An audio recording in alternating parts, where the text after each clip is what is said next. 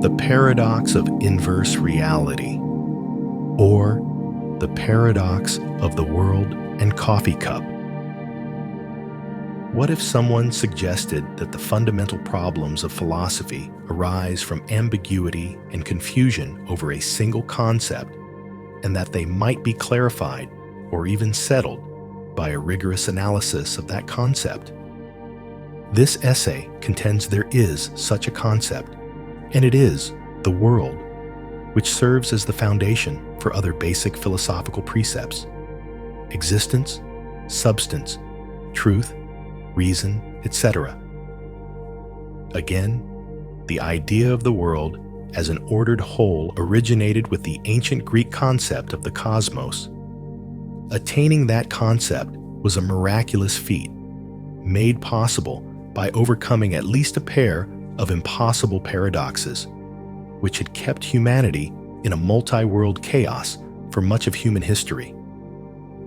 The paradox of a part engaging the whole, the puzzling notion built into our conception of the world that we contend with the whole while being its part, has just been addressed.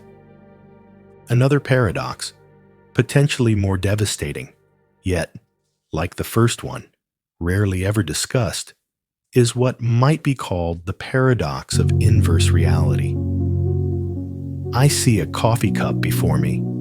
I perceive it directly, and the coffee cup presents itself directly to me. And yet, a case can be made that the reality of the world is more certain than that of the coffee cup sitting right in front of me, as I can envision the world without the coffee cup, yet not the coffee cup without the world. The fact of the cup is predicated on that of the world, not vice versa. So here's the paradox. I experience the world, a vast singular entity, most of which is beyond our perceptual reach, as more real than the entity right in front of me, the coffee cup. This paradox seems to arise from one fact, that the world is an entity like no other. The world is real and exists with absolute certainty because the world is reality and existence. Realizing a single whole world around us is not simply projecting the biggest of realms conceivable or managing to unite such realms into one. It is more than that. It is to attain the semi-mystical reality of totality and to see all entities as its constituent elements. When I see the coffee cup before me as something real and existent, I am implicitly asserting that it is a part of the world, of a totality. In doing so, again, I am advocating the paradoxical notion that the mostly extrasensory world precedes the perfectly sensible coffee cup in the order of reality, that the things I can perceive clearly and fully are somehow less real than the surrounding totality which I only generally know. So, reality, at its core, is something super experiential, contradictory as that may seem. And what is even more peculiar is this. Thanks largely to the ancient Greeks, we engage in such inversion of reality between the coffee cup and the world in our everyday cognitive activity. Yet never for one moment do we pause and think that what we do so automatically is a kind of cognitive acrobatics. No matter how natural it may feel to us, what we do the moment we open our eyes and recognize the surroundings as the world and its constituents is the most grandiose and elaborate of cognitive maneuvers imaginable, a feat that eluded humans in 99% of their history. Underlying all this lies a truth that is seldom acknowledged. The notions of reality and totality are interdependent. Reality and totality are two sides of the same coin. Reality is a totality viewed from within. Totality, or the world, is a reality captured from without. Things are real or exist to the extent that they are constituent elements of a singular totality that is the world. If there are multiple worlds, there are multiple realities, which is another way of saying there is no reality as such. There is no privileged realm of existence that subsumes all other realms. So, had the Greeks not conceived of the world and instead remained amidst an array of competing realms, then they would never have developed the idea of reality. In such a case, there would be no difference in principle between a coffee cup before them and Pegasus from their ancient stories, at least in terms of their reality. That is, both would exist in a qualified sense. They both would be elements of their respective realms, not of the ultimate realm of the world. We often wonder how early people perceived their imaginations as reality. It is not that they thought imagined things were real. Rather, back then, there was no category of reality. Think of it this way. Being in the world without recognizing its oneness is like being inside a tree and not realizing it's one unified entity unfolding around you. Say, I am a leaf among many other leaves, all nestled within the same tree. This single tree is my environment, the world. From my limited perspective of a leaf inside it, how could I recognize the oneness of the tree around me? The one, and perhaps only way to do that, is by connecting with the tree trunk. Engaging with the singular power that brings the whole tree to life, I can see the unity of the tree around me. And I can identify with, the tree trunk. Because, in some sense, I am the trunk, or an extension of it. I, as a leaf, arise from the trunk. Here, the single tree signifies the world, the trunk and its extensions collectively embodying the power of existence, and the leaves represent the manifestations of existence, called existence, beings, or substances, forming around the trunk's ends. Now, how would my surroundings appear to me if I were not engaged with the trunk and had no grasp of the unified structure of the tree? For starters, I would observe the leaves around me with no sense of unity or coherence among them. Without the trunk around which the leaves gather and cohere, why would they appear any different? In fact, the leaves under these circumstances ought not to be called leaves, as the leaves are truly leaves if they are uniquely limbed to the trunk of a tree. When every leaf is uniquely linked to the trunk, two things happen. First, each leaf adopts a unique orientation, or identity, represented by its leaf stalk. Second, these leaves, each with a single set identity, collectively form an ordered system, which is amenable to a principle based on identity known as reason. Leaves without connection to a trunk are nothing more than self-enclosed entities with no set identities. They are leaf blades with no leaf stalks just situated randomly. If self-enclosedness alone determines what entities are, there ought not to be any principled difference between actual self-enclosed entities and self-enclosed effects created by the entities. I see some clearly defined shadows out there. Why can't they be bona fide entities that are as legitimate as the entities that are said to be leaves? In the absence of the reality of a tree, there is no difference between tree and non-tree, reality and non-reality. And along with the leaves, I also sense the tree limbs, branches and twigs that support and condition the leaves. Honestly, I wouldn't know what to make of them. Without the tree trunk bringing them together, they just appear to be some unruly forces just affecting the leaves. Sometimes, I would place them over ordinary entities, seeing them as supernatural beings, often dubbing them gods.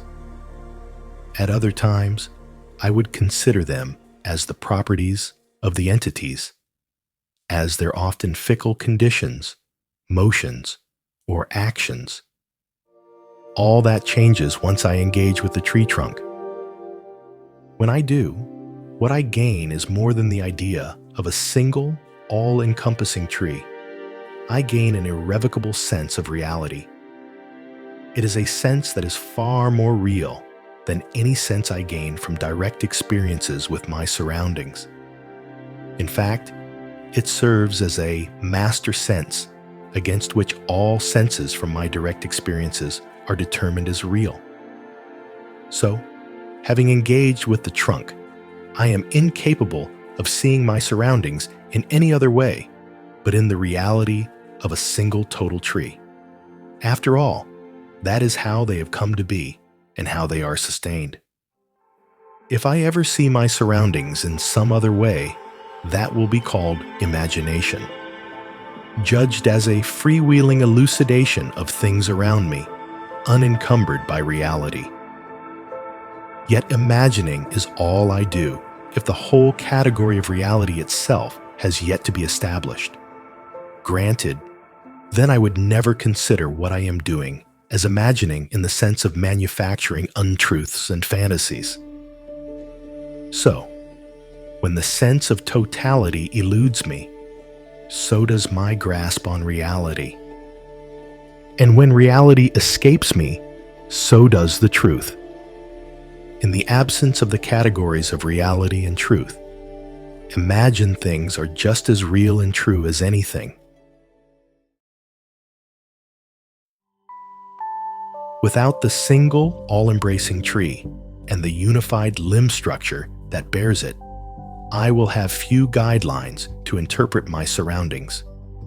As a result, I am free to make up little trees, worlds, myself around me. But these systems that I forge are not like the all-encompassing tree world. Apart from the obvious fact that they don't purport to represent totality. To begin with, they are not centralized systems like the tree world. They internalize no central trunks that unite elements, thus lacking properties such as consistency, coherence, and necessity. They are decentralized, point-to-point, free associations of elements. These realms may unfold side by side, overlap, or form tiers. The tree world can be captured through rational exposition. These systems cannot. These smaller worlds I would forge, having no inner cohesion or unity, are only amenable to narrative storytelling. And the stories that represent these realms will have to be distinctively fickle. That is because, again, in these worlds, there is no principal difference between real and apparent entities. Without a trunk to ground and unify them, the tree limbs, if acknowledged, appear vagrant, aimless, and accidental. They are non-essential elements of these spheres. This means, among other things, that the leaves, the entities uniquely limbed and connected to the trunk, are not particularly privileged. Anything can be an entity. Any vaguely self-contained figure can be limbed in any way and be a bona fide entity of a given sphere. Limb, in this context, means an identity, form, or function the entity assumes relative to the domain. An absence of entities, perhaps tinged with the constant hue of shadow, for instance, can be a bona fide entity, embracing an identity within a given narrative sphere. So is an instance of light and of beauty. And for that matter, An entity is free to have multiple identities, like a leaf limbed to different trees. Again, these are not mere falsehoods and unrealities in a world where truth and reality have yet to be established. When I engage with the tree trunk, I see that a single power is forming, sustaining, and uniting everything around me. That everything that matters is a manifestation of the single story originating from the trunk. It is only then that a privileged class of entities, known as leaves, distinguishes itself ever more clearly. Each leaf is essentially a tiny tree, complete with its own trunk, or leaf stalk, and its crown, or leaf blade. The other apparent entities, assigned arbitrary identities and connected to their environment, are relegated to the lesser category of imagination. Here, for the first time, the clear divergence between tree and non-tree, reality and non-reality, world and extra-world starts to surface. That, in essence, is what the Greeks have done. For the first time, they have accessed their environment's trunk, i.e., the power of existence, and realize that what unfolds around them forms a total unitary reality called the world, and they have been able to discern the leaves, existence, or substances in an ocean of arbitrary entities and figures of myriad orientations. Just as each leaf is formed around a single limb extending from the trunk, every substance unfolds around a single form and story stemming from the central power of existence. Entities around them used to be in varied situations and did disparate things, which can only be related in a narrative form. Substances are those entities and figures that can be subsumed under one condition, existence, and ultimately do only one thing, exist. To express them, then, the Greeks were compelled to invent a new format, one that was propositional rather than narrative, leading to the birth of philosophy and science. Every substance, according to Aristotle, is a composite of matter and form. Like how every leaf is a combination of a leaf blade and a leaf stalk. Substances are directed toward existence, much like leaves are oriented toward the trunk. When all elements across levels uniquely converge on a single point, they form order. A world composed of substances is hence necessarily coherent and intelligible, in the way that the tree world bearing its natural leaves is structured via its limbs, making it orderly and thus comprehensible. If a leaf is the smallest tree, a tree the largest of leaves, and well-formed clusters of leaves may be said to be smaller trees or larger leaves and fill the spaces in between, then the tree world, in theory, can be constructed and deconstructed at all scales. I give a name to this capacity of mine to take apart and put together the image of my tree world. I call it reason. Similarly, the Greeks, for the first time, have gained the ability to reason about their world. Reason is a capacity that is staged by the single total world, operates around the principle of unqualified existence, and works only with elements established as substances.